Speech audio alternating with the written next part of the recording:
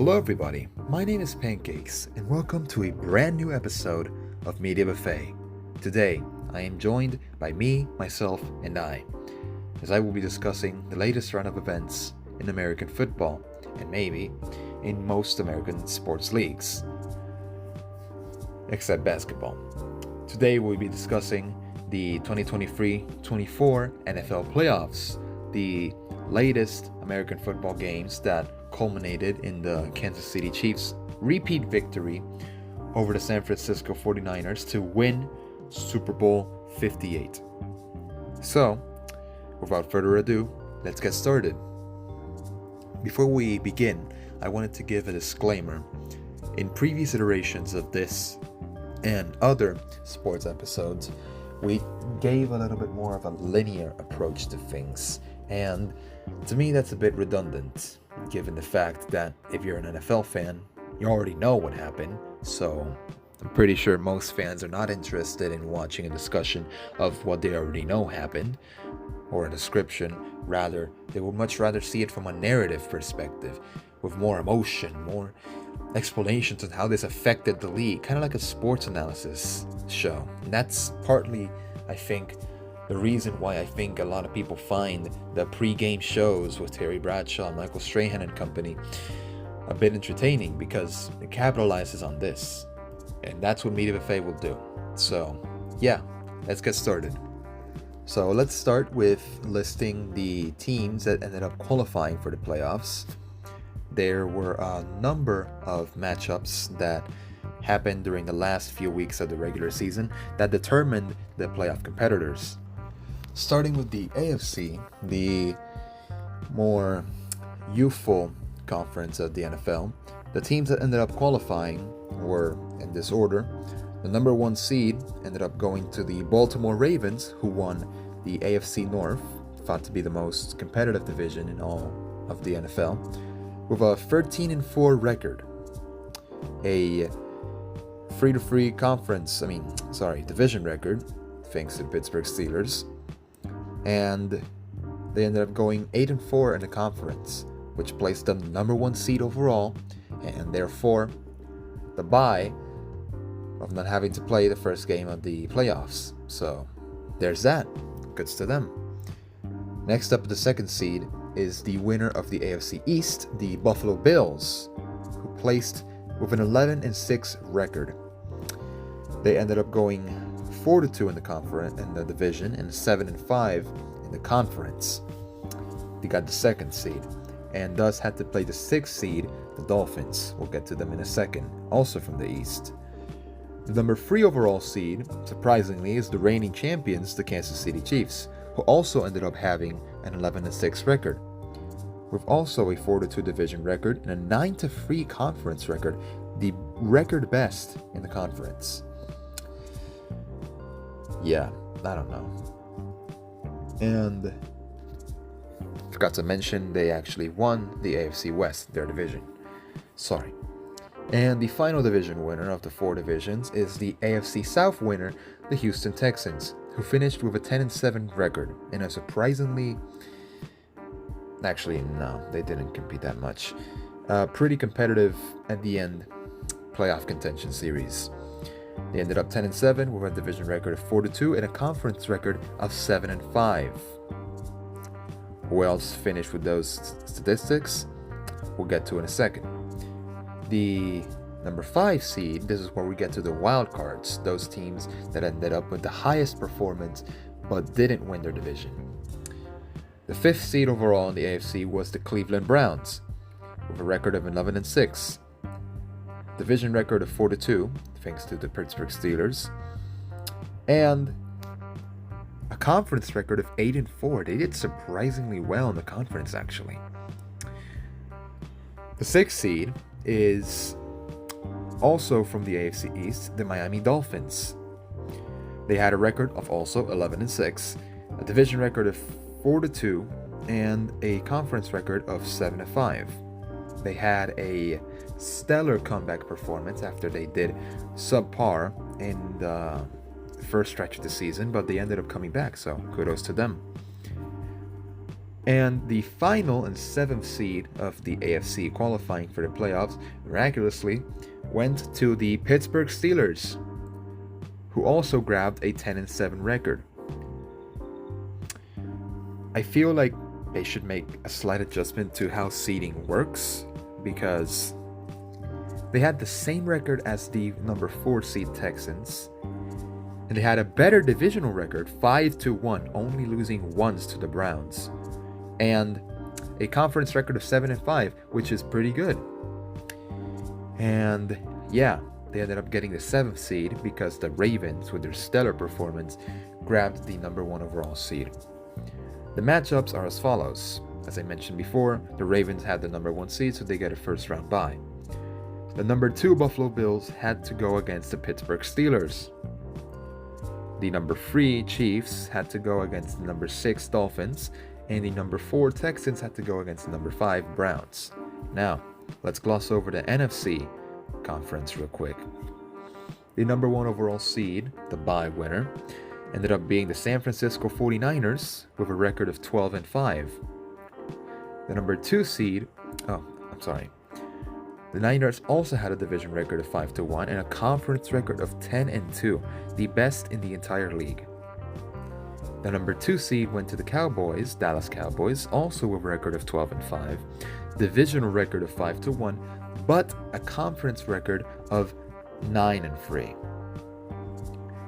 The number 3 seed went to the Detroit Lions with also a 12-5 record, a divisional record of 4-2, and a conference record of 8-4. The number 4 seed ended up going to the Tampa Bay Buccaneers in the most mediocre division, in my opinion, the NFC South, with a record of 9-8. They had a 4-2 division record and a 7-5 conference record. The San Francisco 49ers won the NFC West, the Cowboys the East, the Lions the North, and the Bucks the South. The wild cards in this scenario are the number 5 seed Philadelphia Eagles with a record of 11-6, actually placing higher than the 4 seed in record-wise, division record of 4-2, and a conference record of 7-5. The number 6 seed is from the NFC West, the Los Angeles Rams, a record of 10-7, divisional record of 5-1, and a conference record of 8-4. And the final seed was the Green Bay Packers, who ended up making a home run stretch to qualify for the playoffs with newfound starting quarterback Jordan Love. They had a record of 9-8, division record of 4-2, and a conference record of 7-5. Now, some of the playoff battles that ensued throughout the final weeks of the regular season was in the AFC between the Bengals, Steelers, Jaguars, and Colts for that 7th seed. Because Miami cemented their comeback versus I don't remember, I think the Bills defeated the Dolphins in the, no. Yeah. The Dolphins ended up defeating the Bills. Sorry, scratch that. The Bills actually ended up winning over the Dolphins 21-14, and as such they secured the number 2 seed, the Dolphins going to 6. Because the Dolphins went to the number 6 seed, the number 7 seed became a scramble, because going into the last week of the season, there were teams that had very similar records, about 4 teams in fact. Going into the last week of the season, the Steelers had a record of 9-7, as well as the Jaguars and Colts. The Bengals also had a record of 8-8, which meant that the teams at a natural advantage here were the Jaguars, Colts, and Steelers. If any of them won, they would automatically get into the 7th seed and into the NFL playoffs. However, in the case of the Jaguars, the Titans were the Titans, and they actually lost their last game of the season, which automatically gave the Steelers the 7th seed. Another scenario where they could have been eliminated was if the Colts actually won their final game, and the Steelers lost. Basically, all that had to happen for the Colts or Jaguars to get in was automatically for the Steelers to lose. Either that or some crazy tie scenario, which was not going to happen. So, the Steelers won and the Jaguars lost, meaning that the Steelers actually won that battle and qualified for the playoffs, only to get battered by the Bills in the first game of the playoffs, but sure, whatever.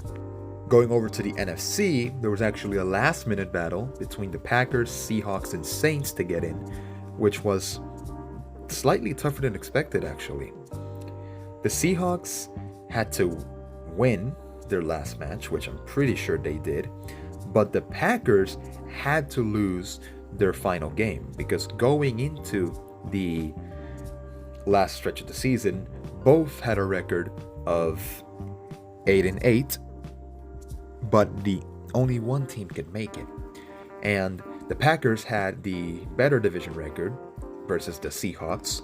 So if they won, they automatically went in because the Seahawks and the Saints had a inferior record. Long story short, the Packers, Seahawks, and Saints all won their last game of the season, I'm pretty sure. But the team that ended up prevailing was the Packers, with their 9-8 record and a 4-2 division record. The reason why the Packers ended up going ahead over the Saints, which had the same statistics, was because the Packers had a better conference record, 7-5 versus 6-6. Otherwise, they had identical statistics. Now, onto the actual playoff scenarios. Some of the most famous narratives during this playoff season were that the Browns' starting quarterback was not Deshaun Watson, rather former Ravens quarterback Joe Flacco. He came in mid-season to give his quote-unquote final performance for the Browns out of all teams. They acquired him, and he ended up stunning the Browns. He ended up taking the Browns all the way to the playoffs when they had a dismal mid-season situation because they had lost Nick Chubb and Deshaun Watson, which meant that their offensive line was at a crisis. So, Joe Flacco ended up taking them all the way to the playoffs. And yeah, this was sort of like that one Renaissance run where he had to either win or go home to make a season. Sort of like a Peyton Manning situation, or where any veteran is playing his last ever season and has to win because he's never won, like a Chris Paul situation. But yeah, Joe Flacco had to play with the Browns versus the Texans, who were actually a pretty up-and-coming team since did he win Rookie of the Year? Yeah, he won Offensive Rookie of the Year. But yeah, basically future Offensive Rookie of the Year CJ Stroud actually led the Texans to a landslide victory over the Browns, who were a stalling team at the best. Let's just say they had a taste of their own medicine following the win over the Steelers a couple of seasons back. They lost in a harrowing fashion in the first round, being defeated 45-14 by CJ Stroud's Texans. I'm pretty sure this performance cemented CJ Stroud as the Rookie of the Year because Offensive Rookie of the Year, because other quarterbacks that had gotten to this stage had fallen short. Pretty sure this battle was always between CJ Stroud or Jordan Love because, one, quarterbacks are always favored, and two, Jordan Love took an already decent team to stardom. Meanwhile, the Texans were decrepit. They were decaying, but CJ Stroud took them from the ashes to stardom seemingly out of nowhere, and that is what I think got him the award. Next up on our playoffs games are the Pittsburgh Steelers versus the Buffalo Bills. Now, the narrative ongoing into this game was basically Pittsburgh's yearly miracle performance at the end of seasons to actually grab a playoff spot. Let me just tell you this. I'm pretty sure I mentioned this in the development episode, but yeah. The Steelers had an ass, I'm not going to sugarcoat it, they had an ass offensive coordinator in Matt Canada. Mid-season, they fire him. They have to replace him with a different guy. And immediately after, Kenny Pickett gets immediately better. Not only that, but also, Kenny Pickett gets injured after a mediocre performance, scoring little to no touchdowns during the entire season. Mitch Trubisky, the somehow backup quarterback, steps in, gives another mediocre performance, one of his worst stretch of his life, and the third string quarterback, longtime Pittsburgh player Mason Rudolph, steps in, and ever since that mediocre performance a couple seasons ago, losing the last game to the Browns, and also the season where he had the Myles Garrett incident, he hadn't had a good rep. So the season was pretty much up in the air. People did not know where the Steelers were going to go. And I'm pretty sure they knew this, because immediately after these changes, Mason Rudolph threw absolute bombs to George Pickens and other players to secure the last 3 games of the season for the Steelers. And they won 10-7 to go into the playoffs. It's a miracle performance in and of itself. To have a completely garbage offensive coordinator and go through 3 different quarterbacks in the season to still end up 10-7, that's an applaudable performance. I am sorry. Whoever wants Mike Tomlin fired should be ashamed of themselves. They should leave the NFL fandom as soon as possible, because they do not know how crucial that man is to the organization. I may be glazing here, but it's the truth. I don't think any other coach in their prime could have done what Mike Tomlin did to the Steelers this season. Could it have been better? Yeah, but not every coach can do that. So let's just be grateful for now. Now that the Steelers glazing session is over, to explain the actual game, the Bills actually defeated the Steelers 31-17. The Steelers lost in routine fashion in the wildcard round to a seemingly decaying Bills team. They had lost crucial spots, but they still won over the Steelers, which, I don't know, man. Some internal changes need to be made, and I discussed that in the development episode, what changes the Steelers made. So yeah, go watch that if you like it. And the final AFC match of the wildcard round was the Kansas City Chiefs versus the Miami Dolphins. This, given that it took place in the middle of Kansas City in January, was one of the coldest recorded games on record. The wildcard game had a kickoff temperature of -4 Fahrenheit, which is the 4th coldest NFL game in history. And as a result, because it was played in Kansas City, the Chiefs dominated the Dolphins, who are accustomed to hot weather. Several mistakes on part, especially from former Chiefs player Tyreek Hill, and it cost them the game. It was so cold, in fact, that in the middle of the game, quarterback Patrick Mahomes' helmet actually broke off a piece, and he had to continue playing without that piece. His helmet was partly exposed, but he still played. That's just pretty good. But yeah, moving on to the NFC. The first game we're going to discuss is the Dallas Cowboys versus the Green Bay Packers. Let me just say this. The Dallas Cowboys for years now have been a star-studded team. They have had all the talent in the world. They have had all the plays and all the opportunity to actually lead their way to a better playoff contention. And this was one of the better teams and recent memory of the Cowboys. They were actually complete. They had a good coaching staff. They had all the tools to make at least the NFC Championship. But no. Packers quarterback Jordan Love put a stop to that.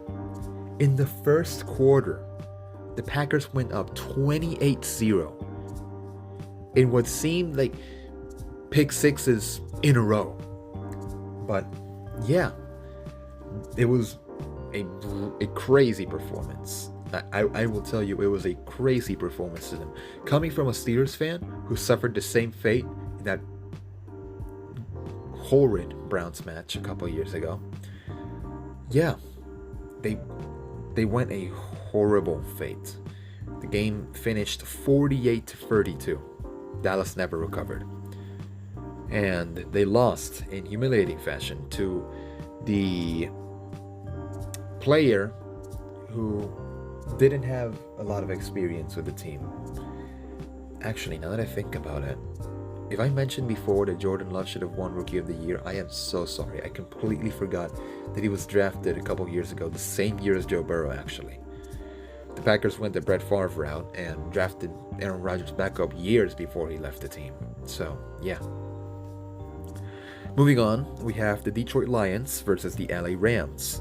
This is actually another one of those narrative games that I talked about, because here's the circumstance.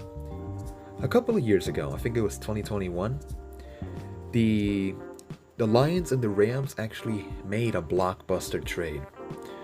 The Rams traded some picks and their quarterback Jared Goff in exchange for the Lions quarterback Matthew Stafford and a couple of picks. This was dubbed one of the best trades ever by some analysts because, let me put it in perspective.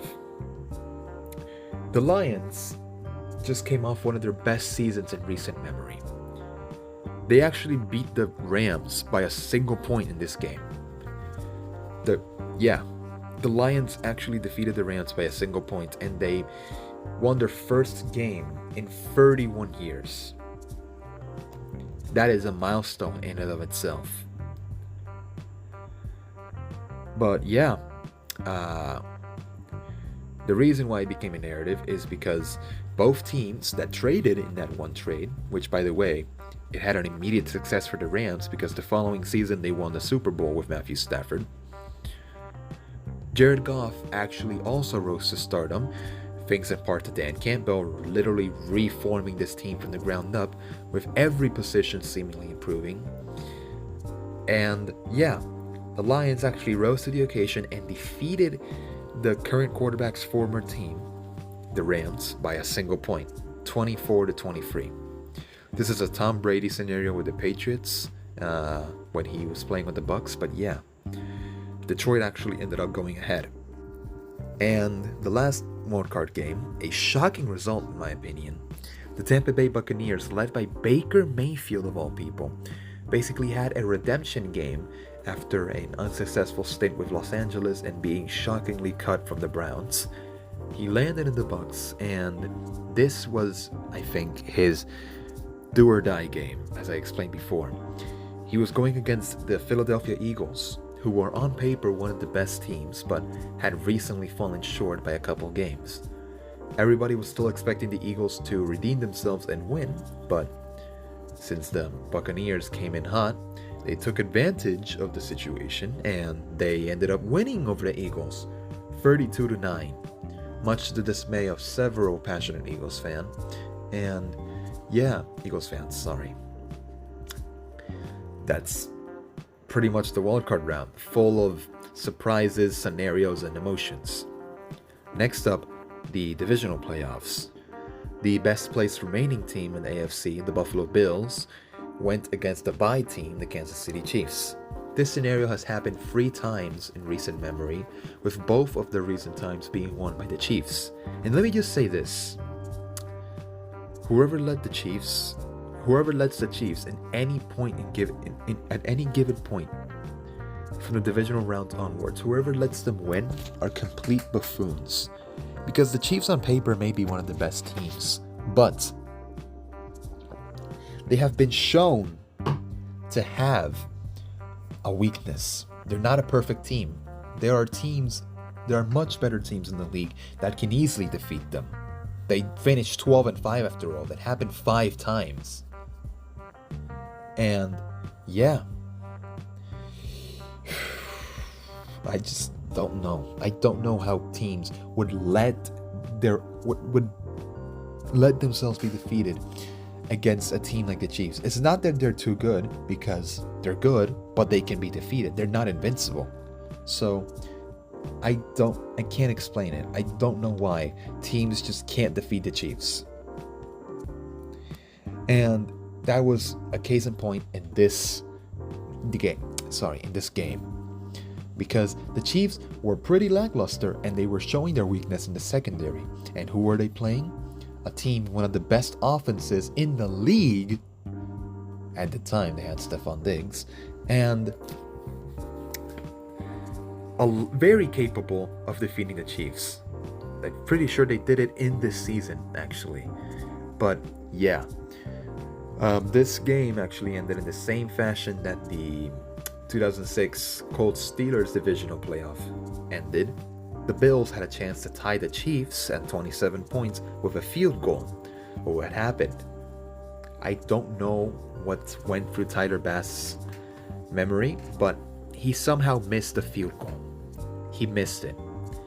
It was pretty close too. There was not that much wind chill, and he is one of the better kickers in the league, so I have no idea why he missed it, but he missed it. They had every chance to tie the game and overtake the Chiefs once and for all to not have a repeat victory. But no. The Chiefs ended up prevailing 27-24, and one of the most frustrating game finishes that I've seen.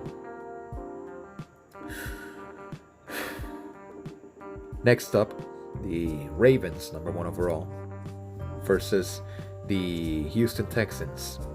My mistake. This is the game where the bye took on the last remaining team. The other two teams, the Bills versus Chiefs, played each other. But yeah, CJ Stroud had all the potential to beat the Ravens because he was eventually going to become Rookie of the Year. But this didn't happen because the Ravens, at the end of the day, were the better team all around. The Texans may be a developing team, but yeah, they didn't have what it took. Lamar Jackson was determined to make the AFC Championship once and for all, and they defeated the Texans 34-10. Next up, going to the NFC, more or less some exciting results. I'm pretty sure the most anticipated games were the Lions and Bucks and the Packers and Niners, both in the NFC. What happened with the Lions was that it was a, once again, up-and-coming scenario. The Lions literally rebuilt their team from the ground up, and this was the second ever season under Dan Campbell, from my understanding. And not a second, I don't know, one of the later seasons. And the Buccaneers took the tools that Tom Brady gave them, and they had to rebuild under Baker Mayfield. Kind of like a Deshaun Watson scenario, but it actually worked out for them, somehow, under Bruce Arians.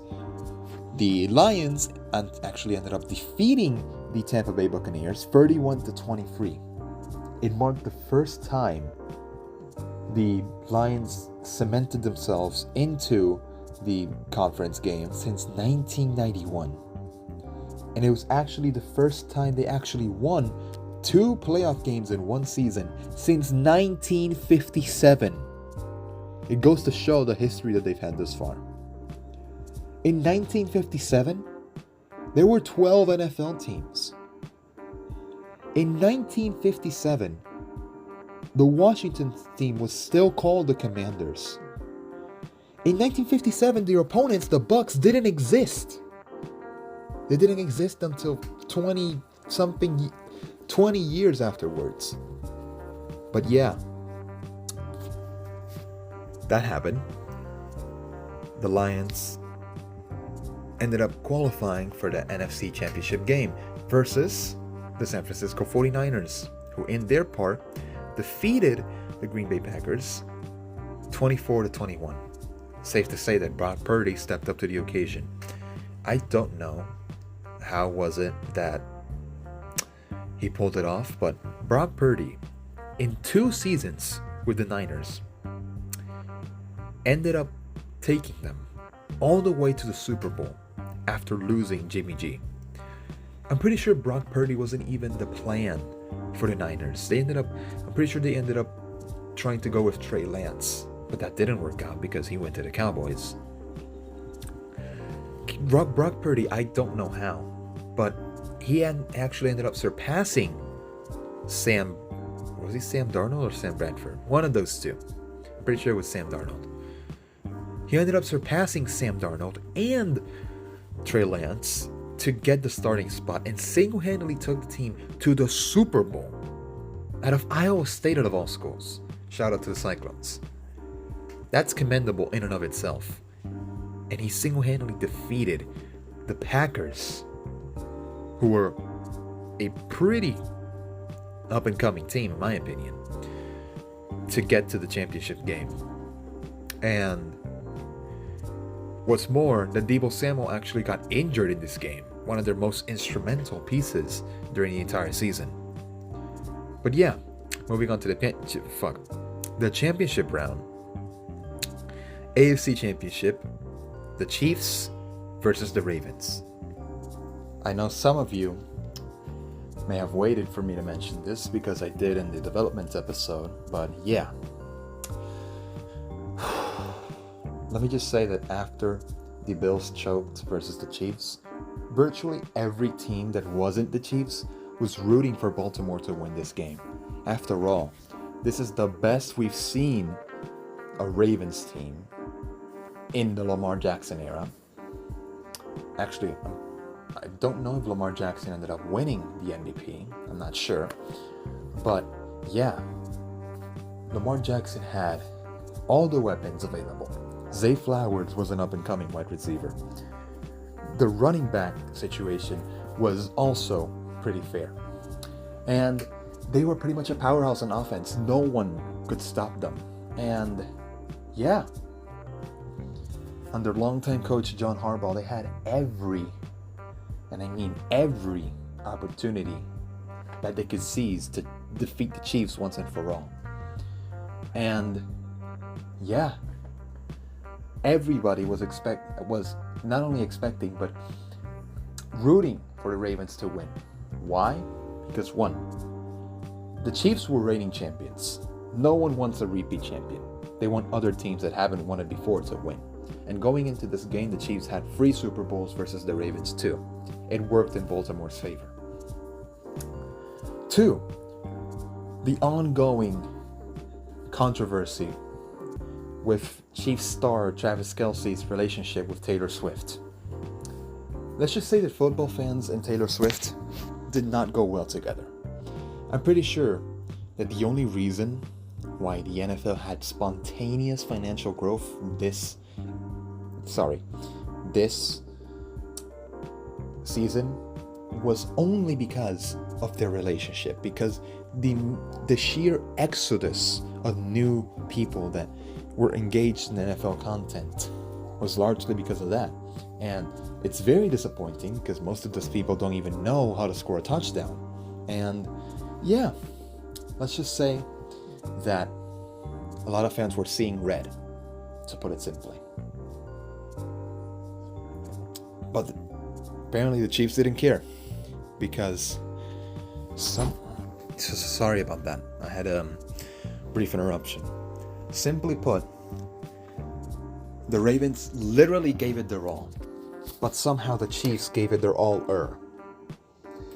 I personally know a Swiftie, a friend of mine, and I personally wanted to punch him in the face, because to think that the only reason why the NFL grew because of Taylor Swift's introduction into the equation, yes, it's commendable for the Chiefs to win. They're a good team. But also, it's not that teams are jealous, but rather it's genuine hate. Because this max exodus of fans, as I mentioned, don't even know football. And somehow this drove the team moving forward. The Chiefs ended up defeating the Ravens 17-10.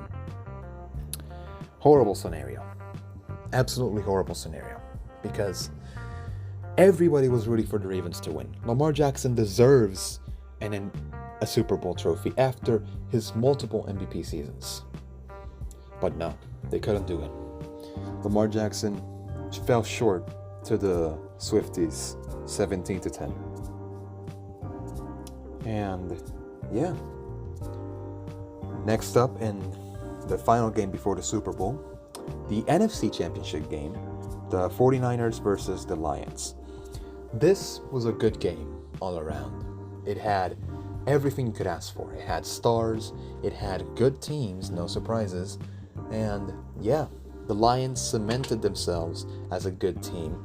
I would think a bit too much because as a result of them making the championship, now half of all media outlets are glazing the Lions, placing them in the top tier when they're at best just below top, along with the Jets.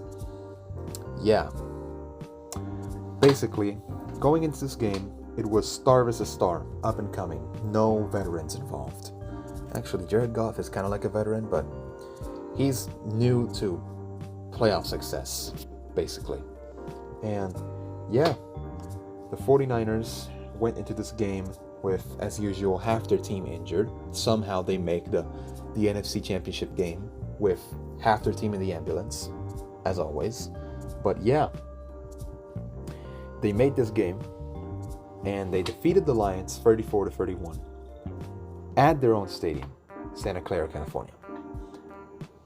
They defeated them, and for the second time in recent memory, after again in Super Bowl 54, the matchup no one wanted. The 49ers versus the Chiefs. The two powerhouse teams that everyone predicted would go to the Super Bowl, but no one wanted them to. Why? Because that's just the way it works in sports. Why do you think so many people hate Man City in soccer or football? Because no one wants the winning teams to win. They want the losers to win. They want people who haven't won before to win. And that's why people hate powerhouses, because they don't want them to win. They want their own team to win. It's practically jealousy, but at the same time, simply wanting their own team to win. And yeah, everybody was rooting for the Lions to win, even if the Niners deserved it more. But the Niners, at the end of the day, with Brock Purdy's stellar performance, brought the Niners to glory once again. And finally, the Super Bowl, which was the 49ers versus the Chiefs. This year it was held at Allegiant Stadium, which ironically enough, not so long ago, the team that plays there, the Raiders, actually had Jimmy Garoppolo, former Niners quarterback, at center. So, yeah, funny coincidence. So Super Bowl 58 was played at Allegiant Stadium near Las Vegas. And yeah, the game was actually the second ever Super Bowl out of 58 editions to reach overtime, after the Chiefs and 49ers were tied at 19 apiece when it came to the final blow. And yeah, it's worth mentioning that the halftime was by Usher, with guest appearances from Alicia Keys and will.i.am. But yeah, it was a pretty good halftime show. Definitely better than whatever we got from Rihanna last year. Even though she was pregnant, that was no excuse for a halftime show.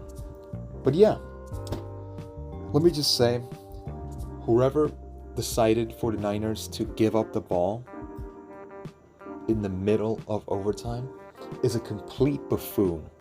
The Niners actually won the coin toss, and they decided to give up the ball to the Chiefs, knowing full well that if they scored right then and there, it was over for them. But yeah, they still decided to go with it, even though they didn't know that the momentum of the first drive was what would drive them to success. If the Niners scored a touchdown in the first drive and they held the Chiefs to not score during the second drive or score a field goal, then they would win the Super Bowl. Finally, they would tie it at 6. But they didn't do it. They gave up the ball. That was the absolute most stupid decision any team could have done. It costed them the game.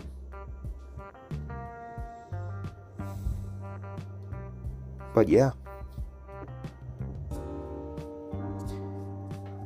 the Chiefs won their second Super Bowl in a row, driven by the Swifties, unfortunately, and they reached 4 Super Bowl totals.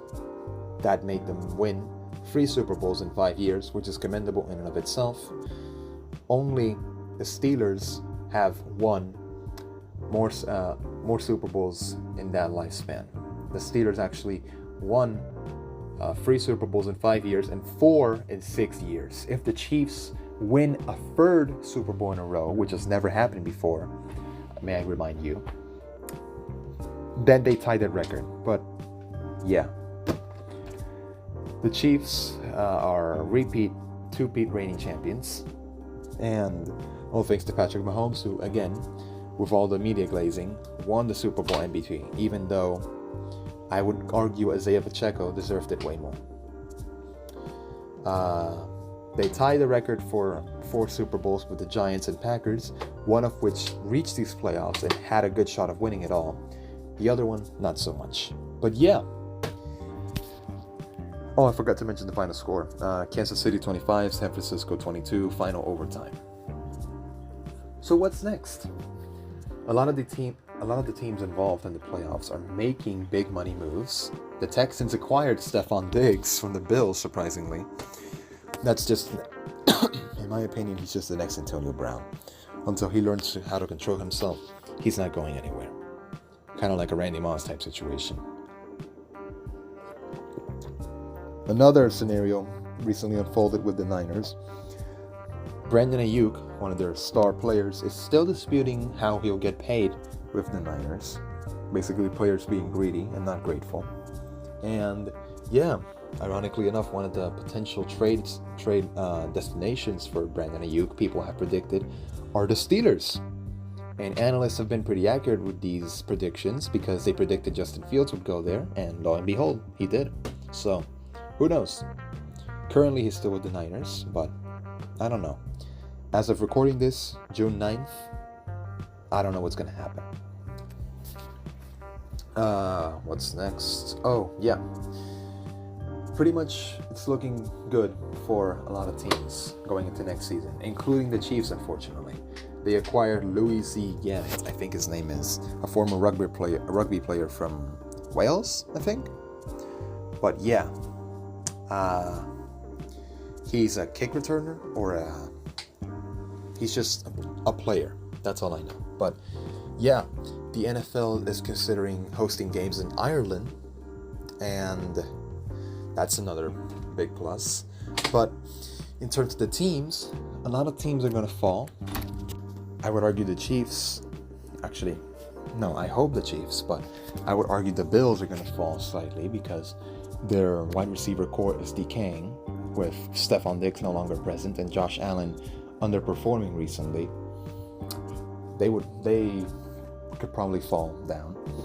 The Browns could fall too. Nick Chubb, as we know, is injury prone, and that could take a toll on them because their running game is one of the core elements of their